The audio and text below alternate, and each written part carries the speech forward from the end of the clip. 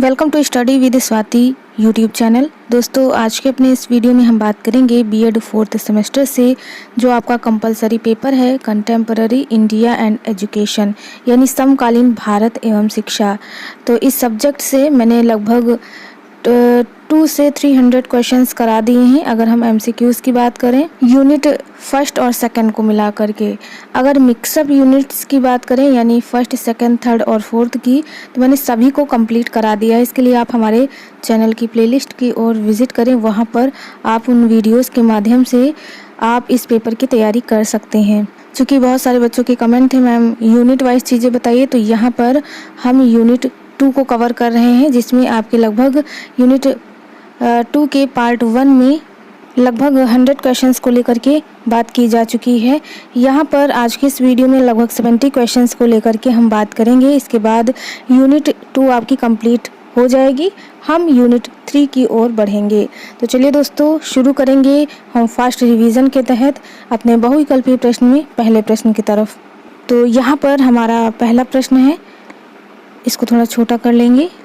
पहला प्रश्न है, देश का भविष्य उसकी कक्षाओं में निर्मित हो रहा है, यह कथन किसका है? तो स्टेटमेंट वगैरह जो भी हैं आप ध्यानपूर्वक पढ़कर याद कर लीजिए, क्योंकि इसके अलावा कोई चारा नहीं है।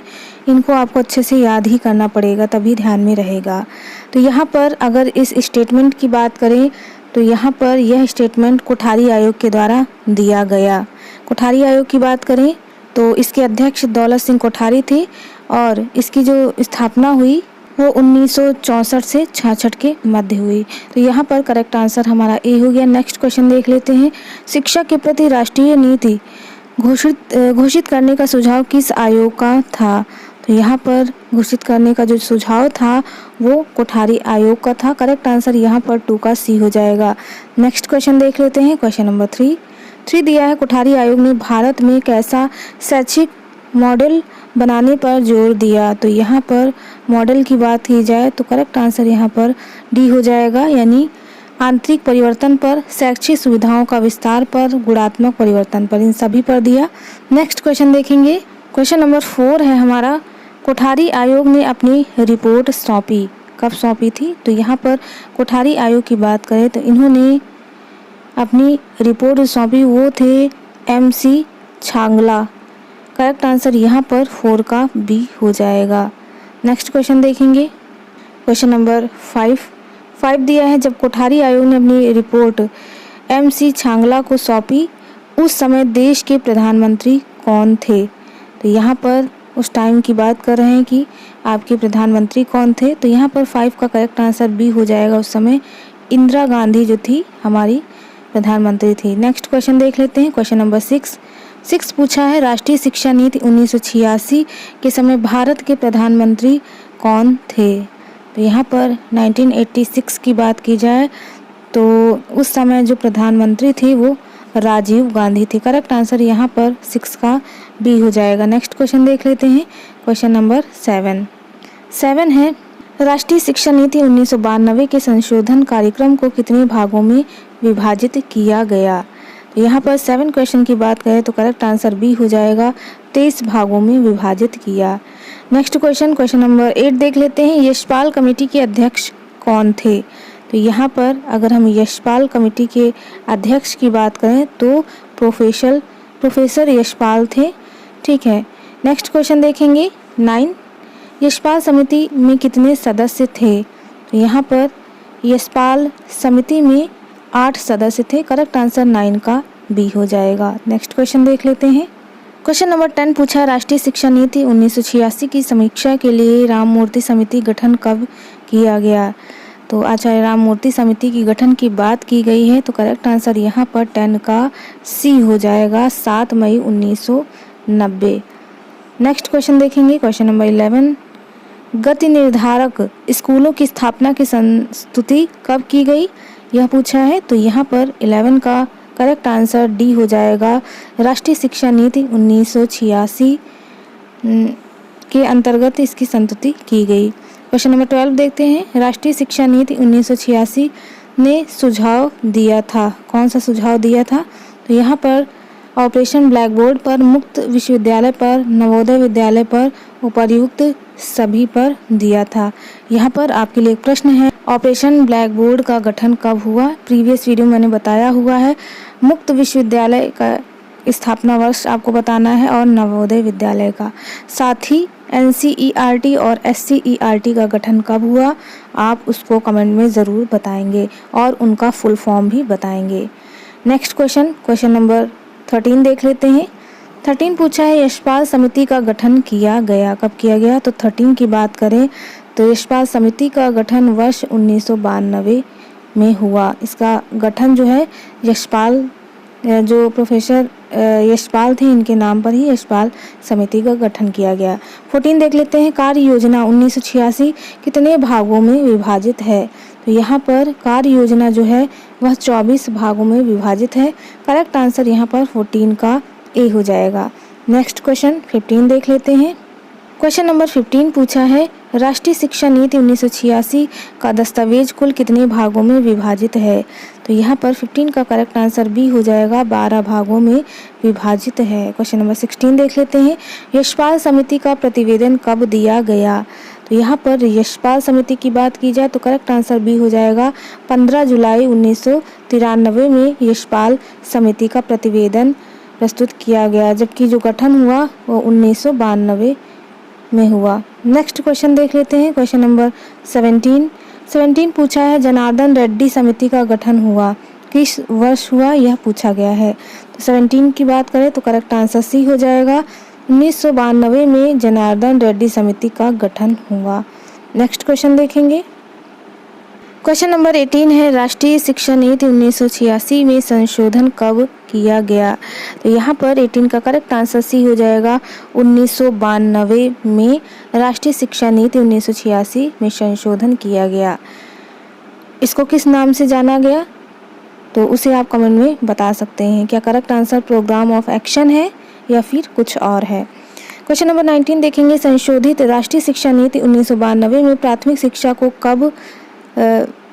कब तक सर्वसुलभ बनाने की घोषणा की गई, ये पूछा है। यहाँ पर 19 की बात करें तो 19 का करेक्ट आंसर ए हो जाएगा, सन 2000 तक। नेक्स्ट क्वेश्चन देखेंगे। क्वेश्चन नंबर 20 है हमारा, राष्ट्रीय ज्ञान आयोग का गठन कब किया गया, यह आपको बताना है। तो यहाँ पर 20 की बात की जाए, करेक्ट आंसर सी हो जाएगा, 13 जून 2005 को राष्ट्रीय ज्ञान आयोग का गठन किया गया। अगर डेट वगैरह कहीं पर मिस्टेक हो जाती है तो आप कमेंट द्वारा बताइए, ठीक है, क्योंकि फास्ट रिवीजन है। बुक के हिसाब से कभी कभी क्वेश्चन का आंसर जो है वो गलत भी हो जाता है, तो आप परेशान नहीं, 100% में 99% तो करेक्ट ही रहेंगे। कभी कदार ऐसा होता है कि ऑप्शन जो है वो थोड़ा सा गलत हो जाता है उसमें, या फिर आंसर नहीं रहता है या तो कुछ और रहता है। तो ऐसा कुछ नहीं, एग्जाम में भी कई बार ऐसा हुआ है। नेक्स्ट क्वेश्चन देखेंगे। क्वेश्चन नंबर 21, राष्ट्रीय ज्ञान आयोग का गठन किसकी अध्यक्षता में किया गया? तो यहाँ पर 21 की बात करें तो करेक्ट आंसर बी हो जाएगा, श्री सैम पित्रोदा के अध्यक्षता में किया गया। क्वेश्चन नंबर 22 देख लेते हैं, राष्ट्रीय ज्ञान आयोग का गठन किस प्रधानमंत्री के द्वारा किया गया? तो यहाँ पर 22 की बात की जाए तो राष्ट्रीय ज्ञान आयोग का गठन जो है, तो यहाँ पर अगर हम बात करें 22 का तो करेक्ट आंसर सी हो जाएगा, डॉक्टर मनमोहन सिंह। इन्होंने ही राष्ट्रीय ज्ञान आयोग का गठन किया। 13 जून 2005 को इन्होंने गठन किया और इसमें जो विशेषज्ञ थे उनकी संख्या 7 थी। 7 विशेषज्ञ मेन थे इस गठन के दौरान, ठीक है। नेक्स्ट क्वेश्चन देखेंगे। क्वेश्चन नंबर 23 है हमारा क्वेश्चन नेक्स्ट, राष्ट्रीय ज्ञान आयोग के गठन में कितने सदस्य थे? तो 23 की बात करें तो यहाँ पर राष्ट्रीय ज्ञान आयोग के गठन में मैंने 7 सदस्य बताए थे, ठीक है। बुक में 9 दिया है लेकिन आप करेक्ट आंसर डी लगाइएगा, 7 सदस्य। करेक्ट आंसर यहाँ पर डी हो जाएगा। नेक्स्ट क्वेश्चन 24 देखेंगे, राष्ट्रीय ज्ञान आयोग है क्या है? तो यहाँ पर 24 का करेक्ट आंसर ई हो जाएगा, एक उच्च स्तरीय सलाहकार संस्था है। नेक्स्ट क्वेश्चन 25 है हमारा, आयोग ने अपनी रिपोर्ट कब प्रस्तुत की, यह पूछा गया है। तो 25 की बात करें तो करेक्ट आंसर 25 का ई हो जाएगा, आयोग ने अपनी रिपोर्ट जो है वह 2005 में प्रस्तुत की। और अगर हम बात करें आयोग ने अपना कार्य कब शुरू किया, तो आयोग ने अपना कार्य जो है वो 2006 में शुरू किया, रिपोर्ट 2005 में प्रस्तुत की। करेक्ट आंसर यहाँ पर 25 का ए हो जाएगा। नेक्स्ट क्वेश्चन है, राष्ट्रीय ज्ञान आयोग का प्रतिवेदन कितने भागों में विभाजित है। तो यहाँ पर 26 की बात करें तो 26 का करेक्ट आंसर ए हो जाएगा, 5 भागों में विभाजित है। नेक्स्ट क्वेश्चन,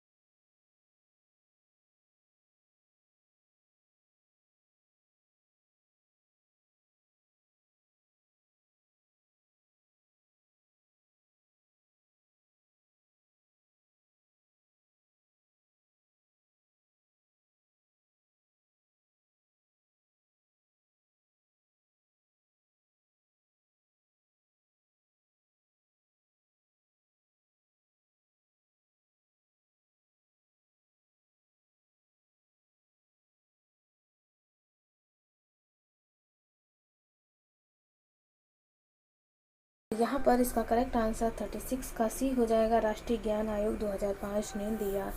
नेक्स्ट क्वेश्चन 37 देख लेते हैं, किसने टीचर्स पोर्टल की परिकल्पना की थी।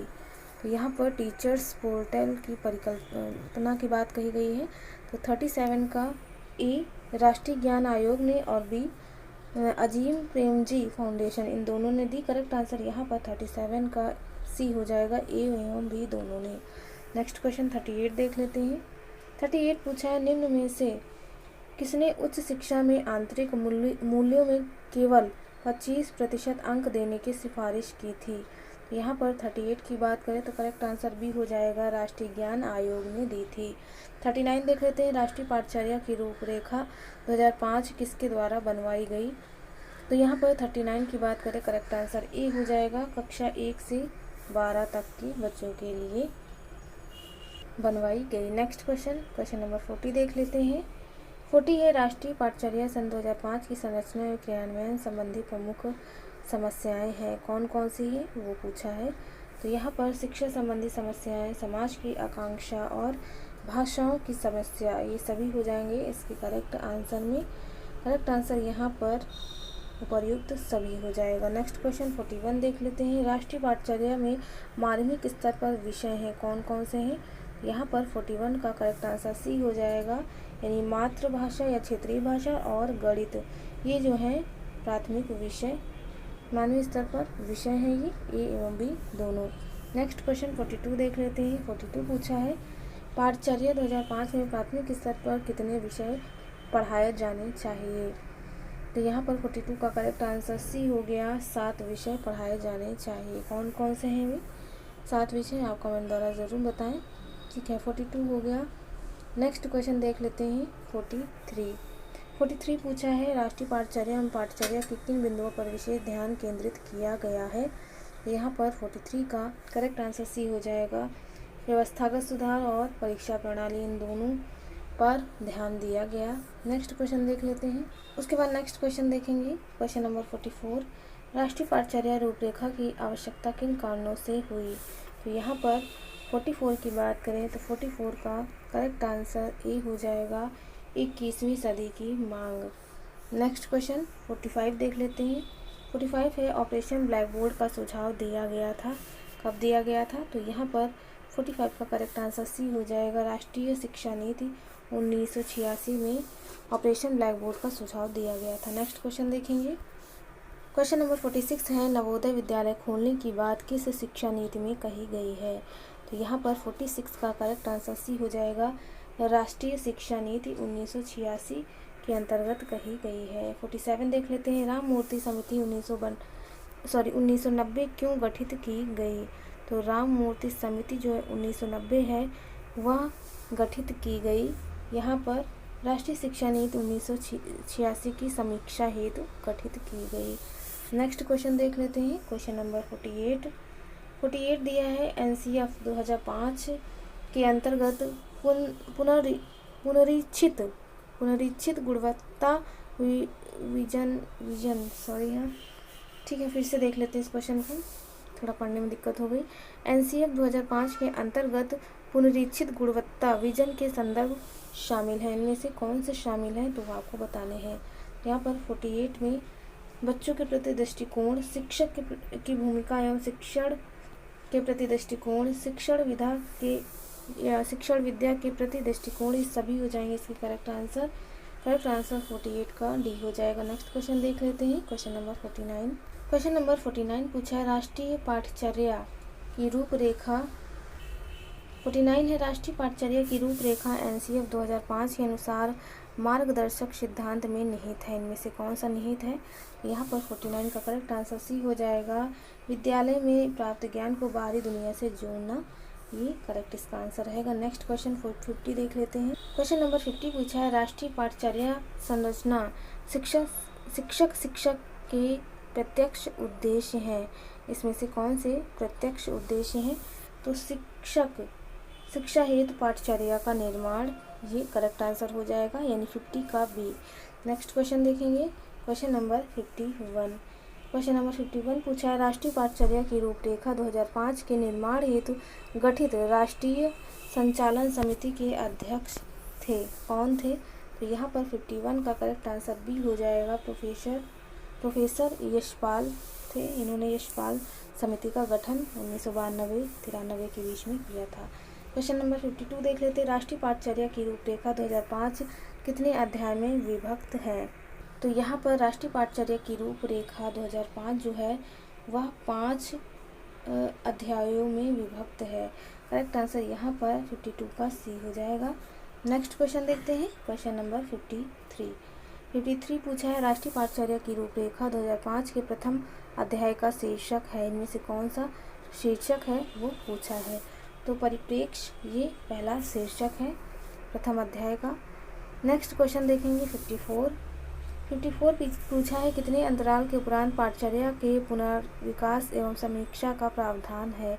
तो यहाँ पर 54 का करेक्ट आंसर सी हो जाएगा। 8 वर्ष बाद पुनर्विकास एवं समीक्षा का प्रावधान है। नेक्स्ट क्वेश्चन देखेंगे।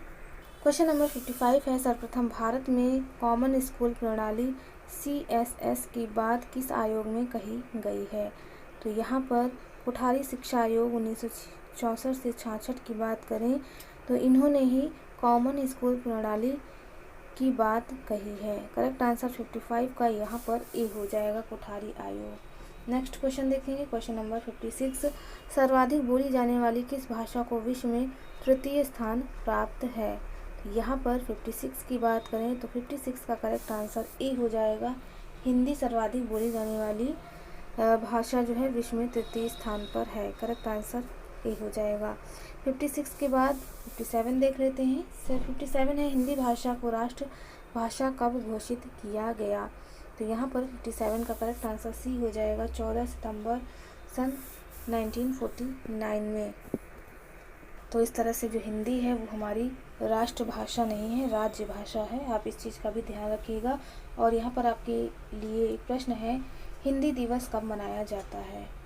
नेक्स्ट क्वेश्चन 58 है, ताराचंद समिति द्वारा माध्यमिक स्तर पर कितनी भाषाओं का अध्ययन पर सुझाव दिया गया।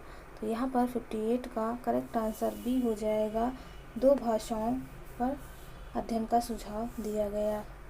नेक्स्ट क्वेश्चन देखेंगे, क्वेश्चन नंबर 59, राधा कृष्णन आयोग ने छात्रों को कितनी भाषाओं के ज्ञान का सुझाव दिया। तो यहाँ पर 59 की बात करें तो 3 भाषाओं का सुझाव दिया। करेक्ट आंसर बी हो जाएगा। 3 भाषाएं वो कौन कौन सी हैं, तो आप कमेंट द्वारा बता सकते हैं। पहली तो हिंदी है, दूसरी इंग्लिश है और तीसरी कौन सी है वो आप बताइएगा, या फिर इन तीनों में लाइन से कौन कौन सी भाषाएं हैं उनको आप कमेंट द्वारा बताइएगा। क्वेश्चन नंबर 60 है, विश्व में किस भाषा को प्रथम स्थान प्राप्त है। तो यहाँ पर 60 की बात करें तो 60 का करेक्ट आंसर बी हो जाएगा, विश्व में अंग्रेजी को प्रथम स्थान प्राप्त है। क्वेश्चन नंबर 61 देखते हैं, किस वर्ष में केंद्रीय शिक्षा सलाहकार बोर्ड ने त्रिभाषा सूत्र का प्रतिपादन किया। तो यहाँ पर 61 की बात करें तो करेक्ट आंसर डी हो जाएगा, डी 1956 में जो है वो त्रिभाषा सूत्र का प्रतिपादन किया। त्रिभाषा सूत्र के अंतर्गत कौन कौन सी भाषाएं आएंगी, तो यहाँ पर यही हमारा क्वेश्चन जो हमने पूछा था। तो त्रिभाषा की बात करें तो पहला हिंदी है, दूसरा अंग्रेजी है और तीसरा जो आपकी स्थानीय भाषा या अन्य भाषाएं जैसे पंजाबी, उर्दू, मराठी ये आ जाएंगी। साथ ही अगर इसके गठन की वर्ष की बात करें तो जो गठन वर्ष था वो 1968 था। चूँकि आपके ऑप्शन में 1968 दिया नहीं तो आप 1956 लगा सकते हैं, ये नियर है, ठीक है 1968 के। वैसे करेक्ट आंसर 1968 होना चाहिए। आप कमेंट द्वारा बताइए तो इसका आंसर क्या होना चाहिए। 62 देख लेते हैं। 62 पूछा है, भावात्मक एकता समिति का गठन कब किया गया। यहाँ पर 62 की बात की जाए तो करेक्ट आंसर ए हो जाएगा, भावात्मक एकता समिति का गठन 1962 में किया गया। नेक्स्ट क्वेश्चन है क्वेश्चन नंबर 63, भारत की आधिकारिक भाषा क्या है वो आपको बतानी है। तो यहाँ पर 63 का करेक्ट आंसर ए हो जाएगा, भारत की आधिकारिक भाषा हिंदी है। नेक्स्ट क्वेश्चन देखेंगे, क्वेश्चन नंबर 64, निम्नलिखित में से भारत की शास्त्रीय भाषा कौन सी है। तो 64 का यहाँ पर करेक्ट आंसर सी हो जाएगा, भारत की शास्त्रीय भाषा जो शास्त्रों में बताई गई है वो है संस्कृत। नेक्स्ट क्वेश्चन देखेंगे 65 पूछा है, किस अनुच्छेद के तहत राज्य अपने से क्षेत्र सीमा में बोली जाने वाली भाषा या भाषाओं को शासकीय प्रयोग की भाषा के रूप में अंगीकार कर सकते हैं। तो यहाँ पर 65 की बात करें तो करेक्ट आंसर सी हो जाएगा, अनुच्छेद 345 के अंतर्गत ये बात कही गई है। नेक्स्ट क्वेश्चन 66 है, भारत की राजभाषा हिंदी को कौन सा अनुच्छेद स्पष्ट करता है। यहाँ पर 66 का करेक्ट आंसर ए हो जाएगा, अनुच्छेद 343 के अंतर्गत भारत की राजभाषा हिंदी है, स्पष्ट करता है। इसके बाद नेक्स्ट क्वेश्चन देखेंगे 67 पूछा है, सर्वप्रथम किस आयोग ने उच्च माध्यमिक और विश्वविद्यालय स्तर के छात्रों को 3 भाषाओं में दक्ष बनाने का सुझाव दिया। तो यहाँ पर 67 का करेक्ट आंसर ए हो जाएगा, राधा कृष्णन आयोग। राधा कृष्णन आयोग का गठन कब हुआ आप कमेंट द्वारा ज़रूर बताएं। इससे आपके एग्ज़ाम की तैयारी जो है वो बेहतर होती है। अगर आप कमेंट में इसका आंसर देते हैं, चीज़ें आपको याद हो जाती हैं। नेक्स्ट क्वेश्चन 68 देख लेते हैं। क्वेश्चन नंबर 68 है, सभी राज्यों को त्रिभाषा सूत्र अपनाने का निर्देश किस नीति ने दिया गया, किस नीति द्वारा दिया गया था। यहाँ पर 68 की बात करें तो राष्ट्रीय शिक्षा नीति 1968 के अंतर्गत जो है सभी राज्यों को त्रिभाषा सूत्र अपनाने का निर्देश दिया गया था। तो 1968 में जो है इसे सरकार द्वारा दिया गया और 1992 में संशोधन किया गया। करेक्ट आंसर यहाँ पर 68 का 1 हो जाएगा। 69 देख लेते हैं, सर्वप्रथम त्रिभाषा सूत्र का फॉर्मूला किसने दिया था। तो यहाँ पर 69 की बात करें तो 69 का करेक्ट आंसर ए हो जाएगा, राधा कृष्णन आयोग ने सर्वप्रथम त्रिभाषा सूत्र का फॉर्मूला दिया। क्वेश्चन नंबर 70 है, सामान्य स्कूल व्यवस्था से क्या तात्पर्य है। तो 70 का करेक्ट आंसर ए हो जाएगा, बालकों को बिना किसी भेदभाव के समान शिक्षा प्रदान करना। ठीक है, तो दोस्तों आज की इस वीडियो में हम 70 नंबर क्वेश्चन पर रुकेंगे।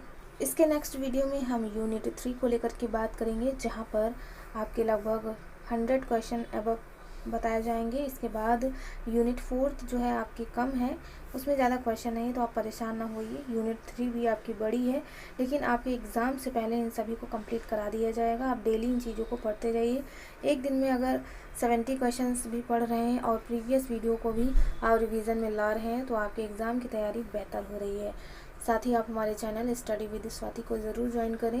टेलीग्राम पर भी आप मुझे ज्वाइन कर सकते हैं मेरे नाम से, स्टडी विद स्वाति के नाम से, जहां पर आपको वीडियो का लिंक तो प्रोवाइड कराया ही जाता है, एग्ज़ाम से पहले कुछ इंपॉर्टेंट चीज़ों को भी बताया जाएगा, तो आप वहां से उन चीज़ों को पढ़ सकेंगे।